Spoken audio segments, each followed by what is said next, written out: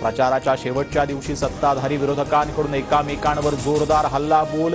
20 तारखेला 288 जागांवर एकाच टप्प्यात मतदान, तर 23 तारखेला महाराष्ट्राचा महानिकाल।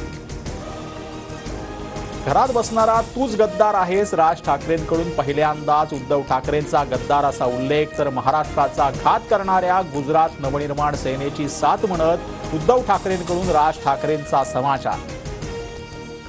शिंदेला लाईट घेणाऱ्यांची खुर्चीच गायब झाली, घरात बसून काम करणाऱ्यांना घरीच बसवा। प्रचार रॅलीतून मुख्यमंत्री शिंदेंचं उद्धव ठाकरेंवर टीकास्त्र।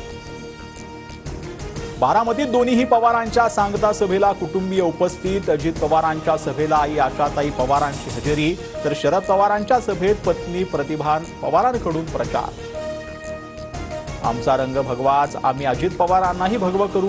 TV9 मराठीच्या मुलाखतीत देवेंद्र फडणवीसांचं मोठं विधान। एक हे तो सेफ हेचा नारा अजितदादांना मान्य असल्याचाही दावा।